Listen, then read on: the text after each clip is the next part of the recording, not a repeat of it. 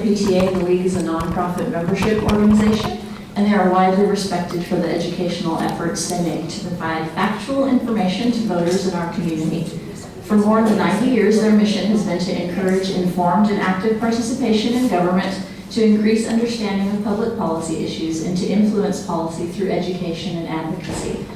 Many of those same words and phrases are found in the values and goals of the Texas PTA.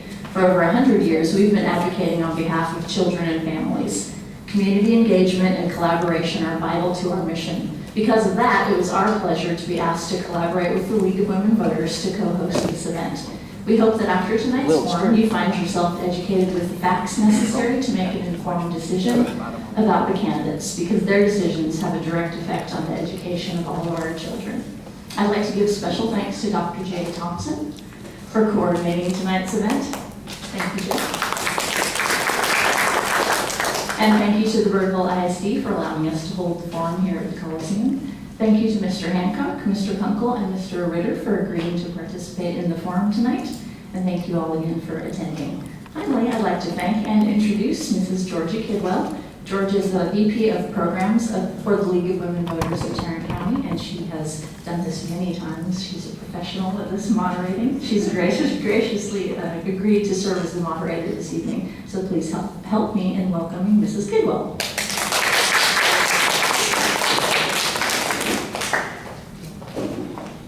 Amy took my speech away about the league. I thought I don't really need to give my usual speech about how nonpartisan we are. I'm happy to be here in Birdville. I haven't been here for several years, so it's very nice to be here again. Let me go over the format for this evening. It will be as follows. Each candidate will be given 3 minutes to make an opening statement. After the candidate's opening statement, the program will be open to written questions from the audience. These questions must be written and addressed to a place, not an individual, or the question may be addressed to all the candidates. The candidates will be given 1 minute to answer each question. Following the question and answer period, each candidate will be given 1 minute to make a closing statement. Pencils and paper are available. If you need them, just raise your hand. Ms. Kyle will get them to you. Our timekeeper tonight in the front row is Fran Fuller. She will signal with a yellow card. Yellow. 30 seconds before your time is up, and with a red card when your time is up. Now we will begin with our 3-minute opening statements. Our first candidate for place 6, Ralph Kunkel. Mr. Kunkel.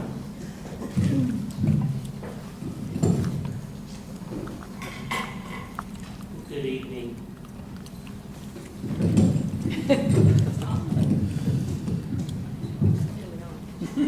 That's worse.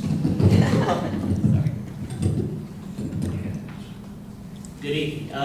Ralph Kunkel is my name, and I'm running for re-election for place 6. I'm a graduate of Haltom High School. There's probably only a few people, maybe in America, that can say this. I'm a graduate of Haltom High School. My wife, Sharon, stand up. She is a graduate of Richland High School, and our 2 children are graduates of Birdville High School.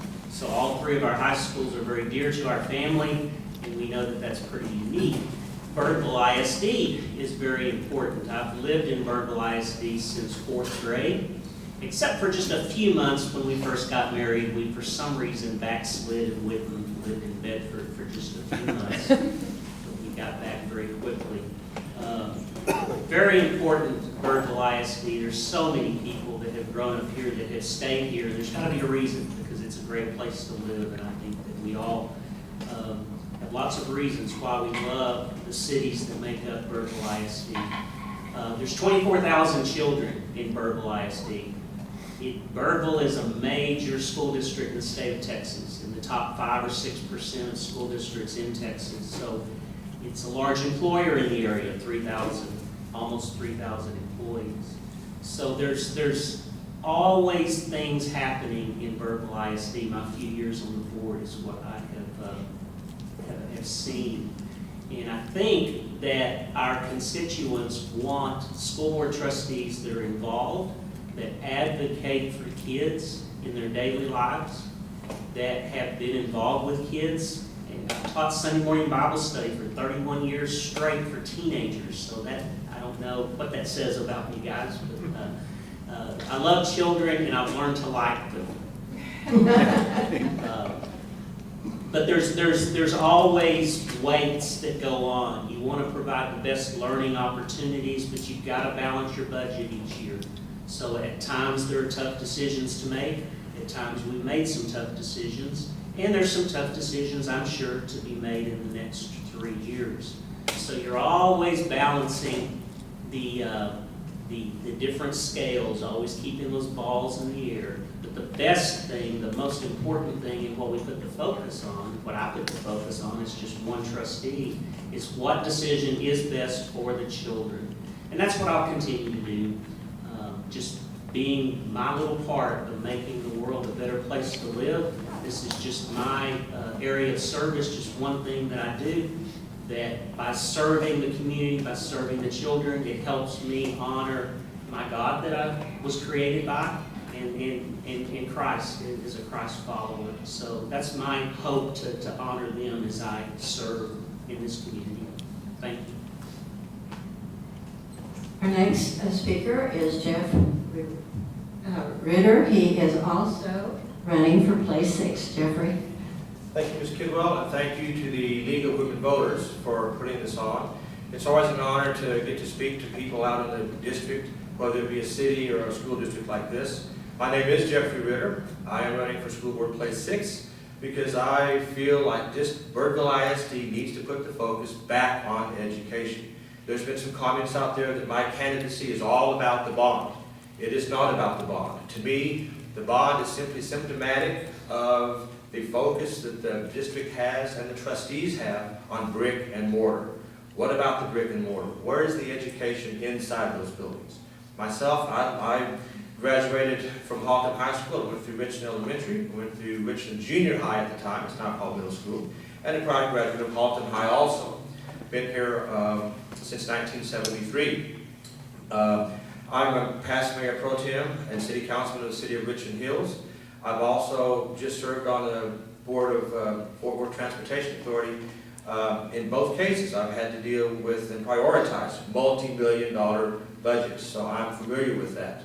My education, why do I want to put my services towards Birdville? Is because I am an educator. I have a bachelor's of music education, I have a master's of music education, and I also have a master's of education in administration. I currently am a professor at Brookhaven College in Dallas, where I teach technology, computer applications, software, etc. So when I look at the direction the district is going, I just feel that there's things that we can be doing other than this bond, and other focuses, such as more on the bilingual program, more on the pre-K program, more on the parental involvement program. I see that we need, instead of just building brick and mortar for computers, I don't feel that 3 iPads to 1 student is sufficient. I don't feel that we need to go into another $20 to $30 million every year for the next 20 years to pay for things that can be upgraded with the current budget. Currently we have around 50 million unencumbered funds in reserves that I think could be put to use today. We don't need to pay it off. We're still paying off the 2006 bond.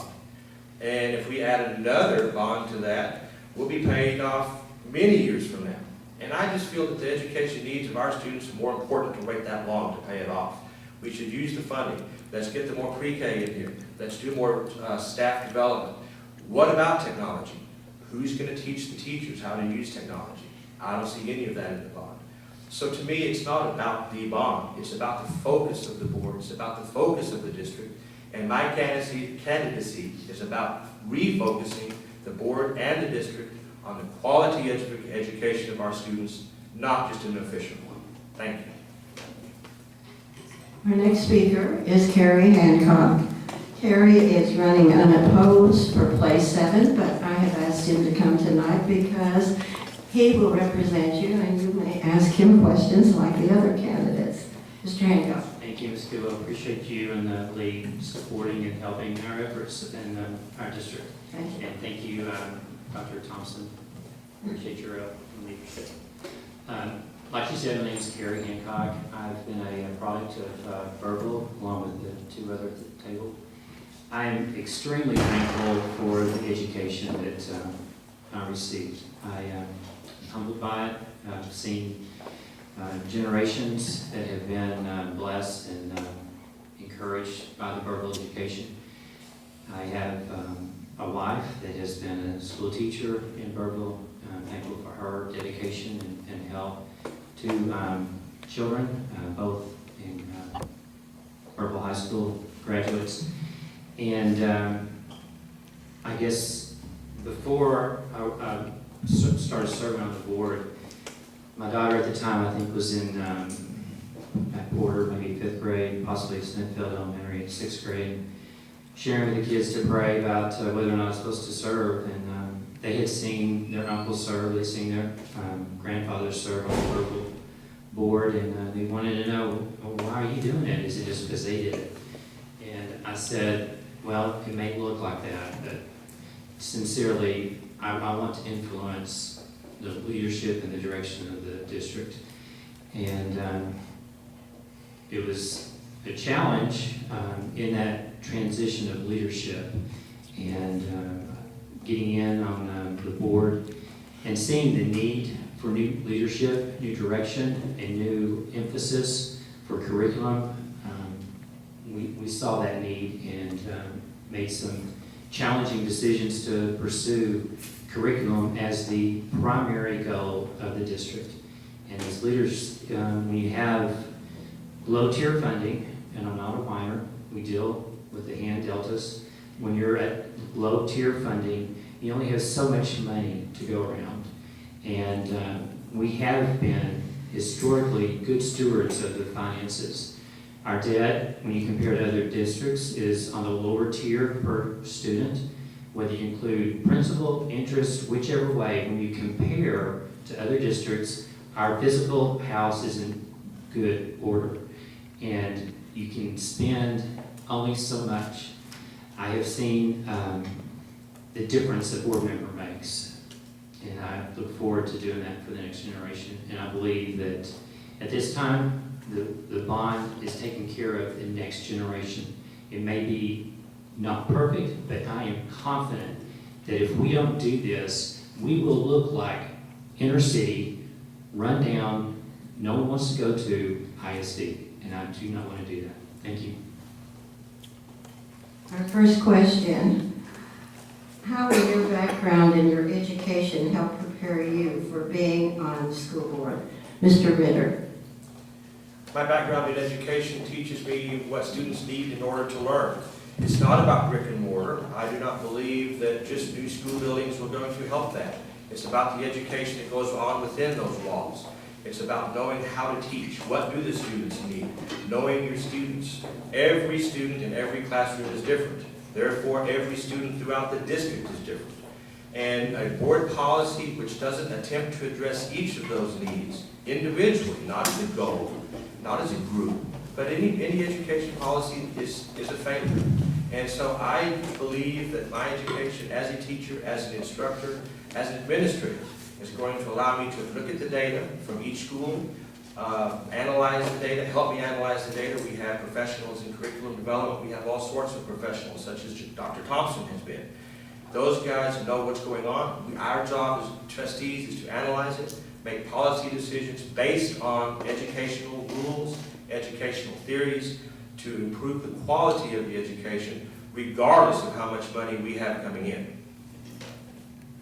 Mr. Kunkel. Well, first of all, I've had children in my home that I have been involved with through their whole school careers. And so that's kind of where I first knew some school board members as a PTA president at Cary Thomas Elementary. I got to see what school board trustees did. So it's being involved with kids, and therefore I can empathize with the children. I can love the kids and know kind of what they need in an educational experience. I also work with budgets and so forth. I'm an employee benefit consultant. by day and working with 30 or 40 different clients and their budgets and their employee benefit structures. And that helps some when you're on the trustee position because you're thinking about pay and benefits, and we've got almost 3,000 employees that we want to keep happy. So it's the numbers and making sure of the balancing of everything that also helps being a trustee. Loving kids and having a good sense of numbers and budgets. Mr. Hancock. Sure. I think number one is just being a servant and realizing that everything that comes your way is not yours, that you are to be a steward. And I've seen trustees on the board practice that. I've also seen my family, as they have served in the past, the difference that they make in their leadership qualities. I am thankful that I've learned how to be an entrepreneur. I've learned how to develop something out of nothing, how to motivate, how to encourage, and how to be good stewards of the finances I have. I think back at North Richland Junior High when I had Ms. Robichaud teaching me X, Y, and Z in math, prepared me to deal with IRS today, and I'm very thankful. Our next question.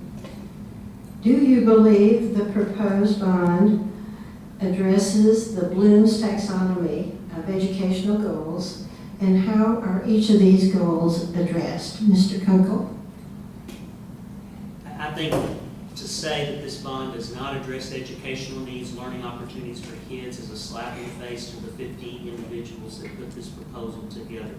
Obviously, that's number one goal. The science labs, the state of Texas requires hands-on science requirements that our campuses don't provide at this time. They're needed. Safety and security, you're not going to have the kids learn anything if they don't feel safe and secure. Technology is not about software, it's the hardware, it's the infrastructure. So many of our schools need online testing done for the state, and we can't have all of our students online at one time. So that infrastructure has to get in there. The removal of 60 or 70 portable buildings, safety and security issues, but the kids will learn better when they're in more comfortable surroundings. Only have 60 seconds, but I could go on and on. There are many, many things in here that we improve learning, not to mention maybe one of the more important things, the efficiencies. The efficiencies gains, every dollar goes into the classroom. Mr. Hancock? I agree with Mr. Kunkel. There is a high degree of intensity from our team of education. Dr. Clark is phenomenal. She's well recognized in the state for what she does. When she became part of our team, we had outside consultants, we had leaders outside our district saying, how on earth did you get her? She is making a difference. And I wish we could flip a switch and say, boom, home run, we got it made. But we have to turn this ship, and it's not a tiny ship. We are turning it, and you will see the results. And the bond will take care of delivering all of that. The emphasis on the study commission was what is best for all students and how we can deliver curriculum in the classroom. Mr. Ritter? I have not seen in this bond anything that directly goes towards the education in the buildings. Bloom's taxonomy, as the question refers to, are the educational needs of the student, the knowledge, comprehension, the application of, the everything about Bloom's taxonomy, the synthesis and the evaluation. It's fine to have the buildings, but I think we need to have more things on the classroom. Where is the technology going?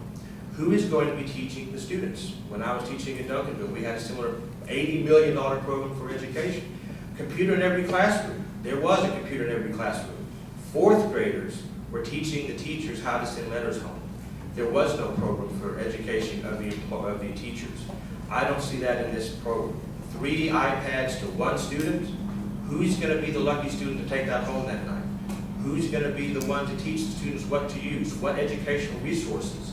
All of these things are fine to buy them, but tools for teachers are tools. We need teachers who can use the tools to the maximum benefit, and the trustees are the ones who are going to make that decision. Our next question. Past bond proposals had open transparency. Voters were allowed to review projects by propositions. Why wasn't this bond proposal structured the same way? Mr. Hancock. I believe any information is available on the website. You're welcome to look at that. If you don't find it, let me know. Thank you. Mr. Ritter. I believe that the reason that it wasn't broken down is because there are some good things in the bond program. I think the security is fine. Everyone is for the security of our students. Everyone is for improved transportation. There are some good things in the bond. However, there are some things that I don't believe are so good, such as the consolidation of 4 schools, such as putting $30 billion of computers and upgrades in the classrooms and tearing down buildings, which I don't believe need to be torn down. I think it was lumped together in order for the good things that all the students can and will get, will then somehow override and overpower the more negative things of the bond. So I don't see that, I think if I were trustee, I would put out a bond if we chose to have one, where the voters had the choice. They could choose which programs that they needed and felt were important in their schools. Mr. Kunkel. Our last successful bond in 2006, there were not different referendums. It was all together. It was in 2005 that we had some different choices. I trust 50 people who work hours and hours and hours, 50 people who have cross-section from the north, south, east, and west of our district. And they came to an agreement with only one dissension in that last meeting, the proposal that was brought to the board. That's 98% of the people, roughly, that were in that room. To me, that speaks highly because those people, business people, parents, staff members, cross-section, old, young, new to the district, old to the district. Everything in this bond makes sense for the learning of kids. Don't listen to folks that tell you that it doesn't. The dollars that are going to be saved, again, I'll say, are going to send tremendous number of things to the classroom. And we talked about initiatives last night in this room for 4 hours that are wonderful. I have to stop. What policies will you, as a trustee, do or have done that allow for the varying learning styles among all Birdville students? Mr. Kunkel. I'm trying to understand. Can I ask it to be repeated, please? Certainly. What policies will you, as a trustee, do or have done that allow for the varying learning styles among all Birdville students? To some degree, I think that borders on beyond my expertise. As a trustee, my, I guess, role is if we as a board agree that we need to ask our superintendent to work with different learning styles, that's the professional's role. As a trustee, that's beyond any background that I would have or I would think anyone would have, whether you taught high school or you teach in a community college or not. I think that that's something that professionals need to study, need to do the surveying and the focus groups and so forth. Obviously, everybody learns differently. There are some kids that love to sit at a desk and do their work. There's some kids that need to be in groups. Our teachers go through tons of professional learning training on how to do that. And so that's up to our curriculum and instruction department and superintendent to oversee that instruction and that job is getting done. Mr. Ritter. I disagree with Mr. Kunkel in the fact that I believe as a trustee, as an effective trustee, yes, there are professionals who can explain to you what some of those things mean. However, what policies are you going to implement to make sure that that happens? When policies are brought up, when ideas are brought up, when things are brought before the school board, it's the trustee. The name trustee means you entrust, the people entrust those people to run a school district. And teachers and lower level administrators are bound by decisions that the trustees make.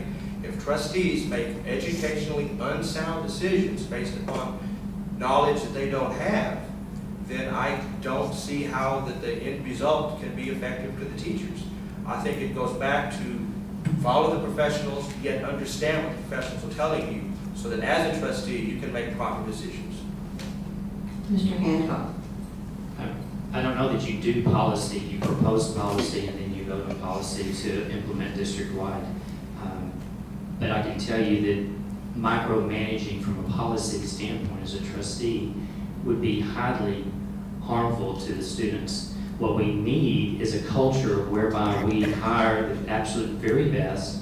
At the very top, they understand learning styles and they understand that students can implement and learn in different environments. That is something so common at the highest level. It's communicated and taken care of daily. Now, if there's a teacher that's not dealing with different learning styles, I would be surprised that she's going to be here long. Our next question, how would you explain the oversight duty of school board trustees? Mr. Ritter. I believe the oversight duties of school board trustees are policy making. They are policy making. And that it's oversight, it's governing what goes on within the district. Teachers and administration throughout the district are bound by school rules, and those rules are set out by the trustees. And so I believe that you have to focus on the quality of the education the students are getting. Yes, you have to prioritize as far as budgetary things. Every job I've ever had, I've had to prioritize what's important, what's not important. And so I believe it is the role of the trustee to look at those policies, implement the policies. I believe you don't do policies, you don't implement them, but you create them. And those policies must be created with the quality education of every student in mind. Mr. Kunkel. Oversight as a trustee is done as a team of 8, the 7 trustees and the superintendent. It's through a lot of what does the data say, what do the results show, what emphases need to take place in different areas where we're not up to par, much like what is going on, these days in our trustee meetings. Oversight cannot be too detailed. Cary used the word micromanager. To my knowledge, we haven't had much micromanaging being done at the board level in a long time in this district. I hear stories in other districts, and it's dangerous to get to that level. So oversight, in my mind, is a broad picture, broad spectrum, and trusting the superintendent and his leadership team to enact the overall plan and goals of the district. Mr. Hancock. Oversight's been used a lot, and as the fact we vote and approve change policy, we vote and approve budget, and we hire, fire, evaluate superintendent. Those are the 3 things that we do. You get outside of that and you're disobeying your law, you're disobeying your purpose of why you're serving. And I have seen, since I've been on the board, a team that cooperates, disagrees, has heavy discussion. Last night, we had a few people here. One person up here wasn't here. They could have learned a whole lot in 5 hours of our budget discussion. But we disagreed. But we leave agreeable, and we're the same team. We have the hard questions. We ask the hard questions. It's uncomfortable, but we get the job done as a team. And it's oversight, cooperation together. Our next question, what are 2 changes you would like to see made in BISD in the next few years? Mr. Kunkel. Our state legislature gave us something not too long ago called 4x4 that requires graduating seniors to have 4 years of maths, 4 years of science. There's talk among our leadership in our district and even on the state level with some bills out there, maybe allowing graduates to choose perhaps 5x3, maybe you have a student that doesn't want to work with math as a career, but boy, they're into English. And maybe 5 years worth of English and 3 years worth of math. I'd love to see our district have some flexibilities like that to still have rigor in the graduation schedule. The other thing is to somehow, some way, find the funding to get pre-K on all of our campuses for all of the students, kind of a true pre-kindergarten program. It's how you fund it, that's the question. But there may be someday a way that our state will help us fund that. Mr. Ritter? I think that's an example of where the micromanagement, as Mr. Hancock called it, come into play. Where when you're dealing with a program, you have to have policy to accept it. One of the two things I would say is I would first of all like to see all of our campuses as recognized, even though that may not be possible. I'd like to see us work that way. Certainly, I want to see the 2 campuses that are rated academically unacceptable. I'd like to see those being improved quickly. Funding mechanism, funding is always a priority. What priority do you use? Do you want to buy computers? Do you want to put more teachers and staff development in the schools that need it? Perhaps some more staff development in the middle school, perhaps more staff development in the high school, perhaps after school programs, such as the Aspire program, maybe that be moved around. So I think that the 2 biggest things right now are the quality education of the 2 schools that need it and prioritizing on the educational needs of these students throughout the district. Mr. Hancock? The top comes to mind is the collaboration whereby teachers are able to help each other. That's not available to the degree and to the excellence that it is in the larger campuses. And I believe that when you have a budget that's over 80% payroll, it matters what people that work for you think and the atmosphere and the environment that they work in. And if you have increase in collaboration, you become win-win because that one person that's struggling, for whatever reason, gets help from that other person that gets it.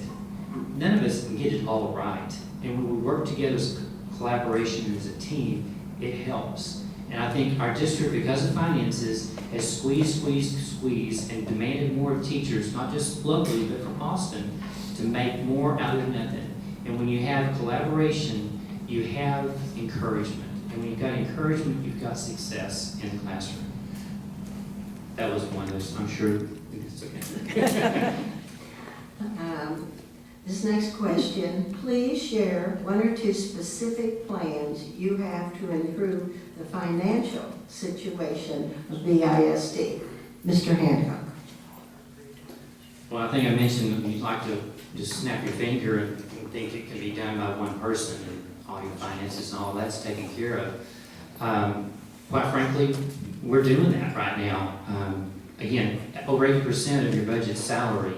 You want to pay competitive, you want to pay attractively, and when you have only so much money coming, and you only know how much it's going to be for the next 2 years, maintenance and operation, security, energy, transportation, that's what's left of that 10+%. So how can that get better? Well, it gets better when you have a team, when you cooperate with coworkers, with administration, and when you work with your legislators, whether they're DNR, it doesn't matter. You have to work no matter what. Mr. Ritter. I think the first thing we do is prioritize in the district.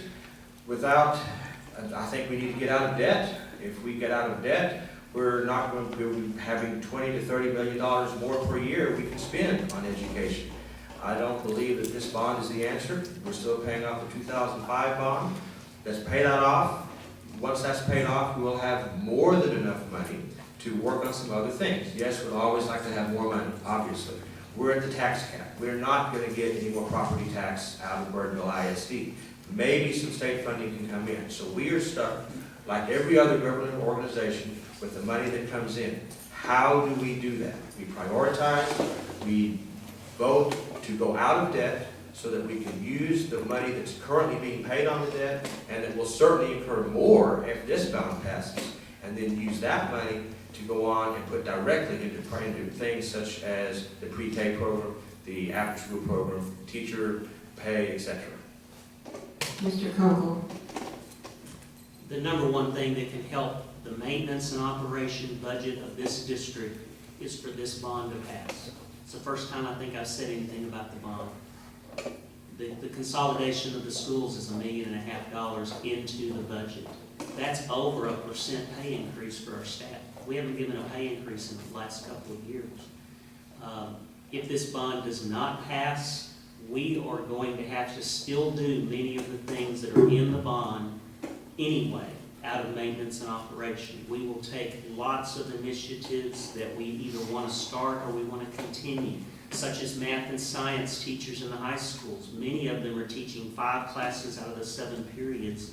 They're using a conference period and they're using a second off period where they meet together. And they coordinate how they assist students who are behind. And it's a tremendous effort. We want to incorporate that into English and social study. There's no way we can do that if this bond does not pass. The bond has to pass financially or this district will be in making very tough decisions as a board. This question is for the place 6 candidates. Other than your life, education, and work experience, what are some personal qualities you possess that would make you a good candidate for this position? Mr. Kunkel. It's a little difficult. I don't really like to talk about myself much. I'd rather talk about somebody else. But consistency. I've been married to the same woman for 31 years and 6 days. I have had the same job for that period. I've lived in one house for 15 years and now I'm a property owner in another house for 15 years. My children had great times here. It's consistency factor. I think that's important. Yes, I know a lot of people, but there's a lot of people who maybe think I've got, for some reason, integrity or something like that. But it's the consistency factor. You want someone that's consistent. And I don't believe that you want someone who perhaps doesn't display that. I'm not saying he doesn't, but the consistency factor is so important. Mr. Ritter. Well, I believe that as far as consistency, that's great. As far as what it takes to be on the school board, I think one of the things that I do is I'm an analyst. I like to analyze things. What other things do I do? I enjoy being out there and helping people. I think it's important to help people. I've been on several organizations, schools, city boards, city councils, transportation authorities, other things. I've helped within the cities, I've helped within the schools I've taught in. I've performed and done teacher evaluations. I have done things such as that. I've done all sorts of things in the school. I think about me that I believe is most important is I really care. I want, as a trustee, to help the students. That's my priority. The money factor is going to be there. But what do we do with that money? How best can we spend every penny towards the direct education of every single student in this district? I also stand up for what I believe in, and I stick with it. Thank you. For all the candidates, why do we need a bond to fund, I think it says security, when the ISD had $11 million surplus last year? Mr. Hancock. Well, it'd be nice to just take bits and pieces and say, let's take that and move it here and do that. But you have to look at it, analyze it on the whole. We have needs that are currently district-wide, north, south, east, and west. The bond in '06 was a very successful, very accommodating, very effective way of using the district resources. Cost of capital has never been lower, especially in my lifetime, but you know, we've got an opportunity, and it could fade us very fast, to take care of the needs district-wide and not hurt the morale and the effectiveness of our staff. And I'm telling you, if we don't get this bond done, we have some hard decisions, uncomfortable and difficult, in May, June, and July, that are uncomfortable district-wide. Mr. Ritter. As an instructor in several schools and have been there, I can tell you that teacher pay is not what makes teachers teach. It doesn't matter what you get paid. You do it because you like it, because you love it, and you have a passion for it. So teacher pay is fine, but that's not why we do it. Security, I think it's around $2.8 million for security. The district currently has enough money in reserves so they can do that if they chose to without the issuance of a bond. Security out there is fine, all for security. We had another trouble today in the news in the college campus. We can implement the security tomorrow. Well, I don't understand why the board couldn't write it. If it's that important to put it in a bond and obligate the citizens for 25 years, why out of that 50 unencumbered $1 billion, couldn't they just write a check tomorrow for $2.8 million? Put the security devices in tomorrow. I think that's a policy decision of the board that needs to be brought into question.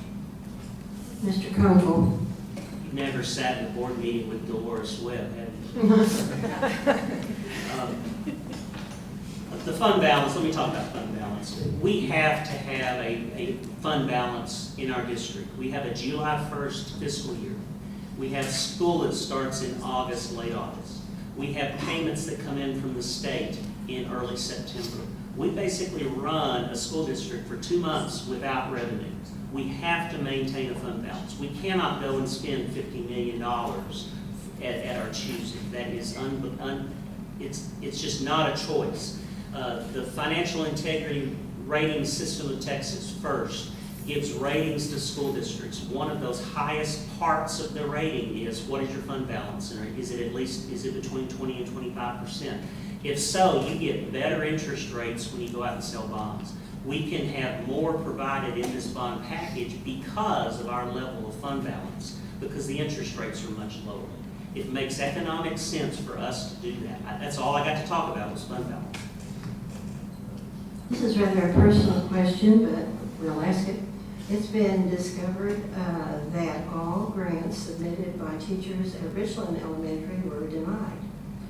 What would you do to make sure in the future that a whole school is not singled out and denied? Mr. Hancock. What would I do? Well, it's micromanaging. We have policies, we have people in place to take care of our finances, our grants, and I don't think that's happened. I would question that, and I can't sit here and say factually that took place, and until I see it for myself, I'm not going to accept it by you telling me that it happened, or whoever. So, I'll let you know tomorrow. Follow me on Twitter, look at my Facebook, I'll let you know. You'll get the truth from me. Mr. Kunkel. I believe you're talking about the Education Foundation grants. That's the only thing that would make sense. If so, there's a committee within the foundation. They have nothing to do with the school board. It's possible that they submitted grants for technology, and I believe this year the foundation was not going to fund technology grants. They wanted curriculum type of things that were not technology. That's possible that was the case. Don't know the specifics. We'd have to ask that committee for the foundation. Mr. Ritter. I've heard nothing of that before. This is the first time I've heard of it. So whether the veracity of that statement, I cannot confirm or deny. However, I think it is as a trustee, if that was the case, then I believe that that's part of the policy decisions we've been talking about. Where is the priority in the school? Does that school need that money? Does that school, what was it for? Is it come out of another fund somewhere? There could be many reasons why it was denied. But I think the policy decision as a trustee would be to look at all the schools, what the grants are for, prioritize to the needs of the students in that school. How does Maslow's hierarchy of needs influence your teaching and/or board policy making decisions? Mr. Ritter. Maslow, I believe, was the hierarchy of educational needs, or the needs of a person. And that refers back to obviously the first thing is safety, your body, your food, your security, your love and belonging, your self-esteem, and those types of self-actualization. Those are the Maslow's theories. And I think as a policy, you have to decide where are we teaching these kids. If that's the question, what are we teaching these kids? Why are we teaching them that? What difference does it make about if you're teaching science or history if the child is cold or feels insecure? They're not going to learn it. Basically, it's a hierarchy of what's most important to a person, and until the lower levels are met, they're not going to achieve anything higher. And so I think from a school board trustee position, the only thing I can think of is let's concentrate on the basics of education. Mr. Kunkel. My years on the school board, I've had 3,000 to 4,000 hours of professional training time, I believe, something like that, and that's a term I've never heard. That sounds like a setup question to me. I don't have a response. Okay. Mr. Hancock. I'll just pass on that. Okay. Our next question. When did the board vote on what projects to include in the bond? Mr. Kunkel. The board has voted to call an election for $183 million plus. The specifics that we have communicated out are to be decided in the future. We have to see 2, 3, 4 years from now, assuming the bond passes, what's going to happen. Obviously, we would be foolish to do anything other than what we're telling the community that we're going to do. That is our plan. There will be an oversight committee. Each board member will get to appoint one member on that oversight committee to oversee that the plan takes out. But officially, the board has called $183 million to do these specific projects, and that's all that we have voted on. Mr. Hancock. I can't add to what Mr. Kunkel's already stated. Mr. Ritter. I believe the question was when was it voted on? I believe it was February 28th is when the bond package was voted on. And again, I think as Mr.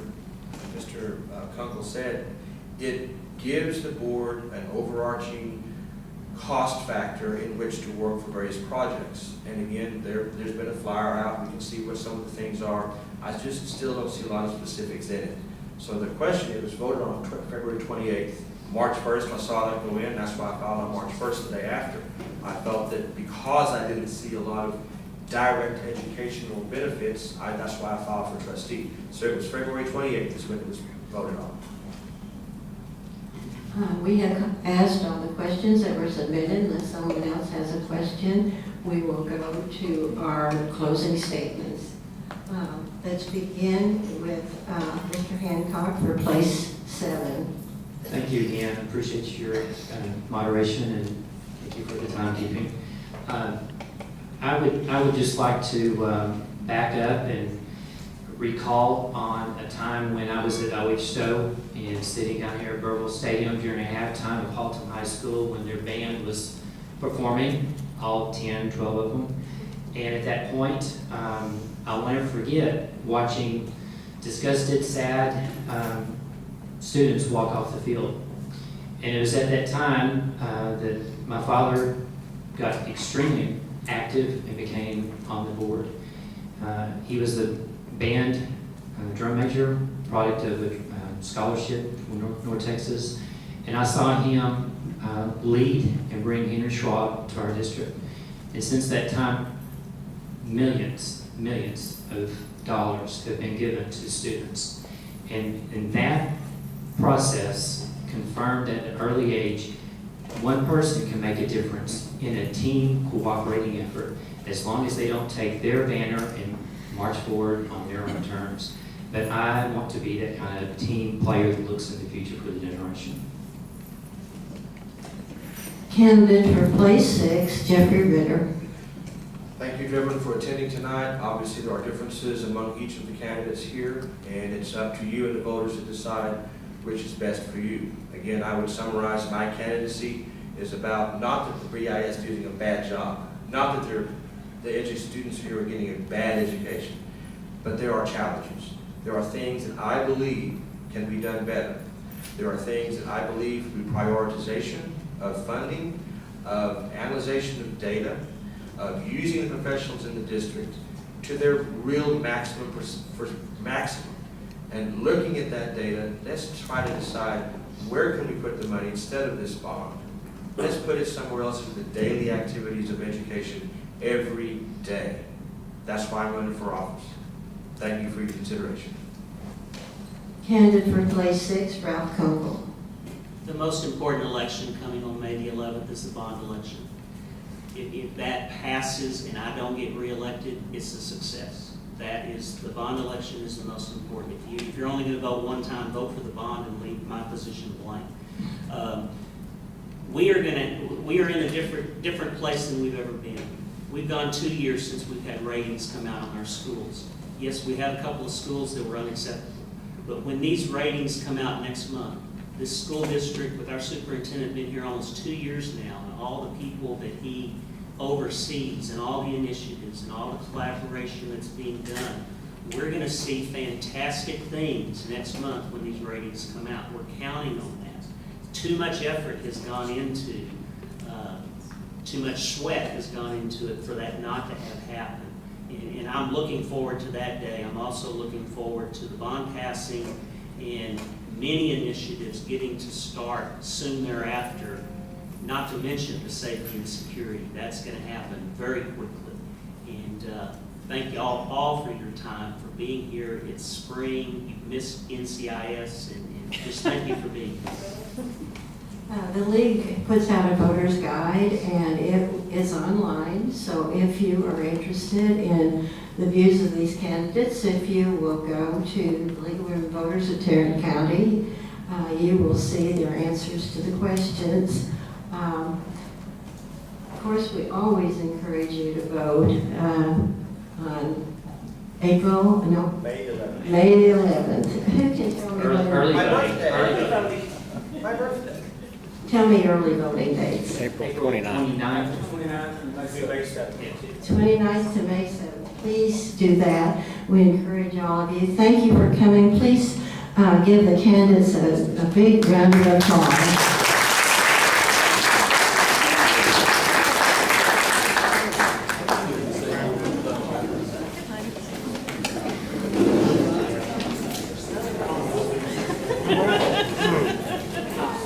Oh, Dave. Well, you know. Hey. Thanks for calling. Okay. You ready to go? Good. Good. Well, I'll wait till after. Yeah, I'll go to Mexico.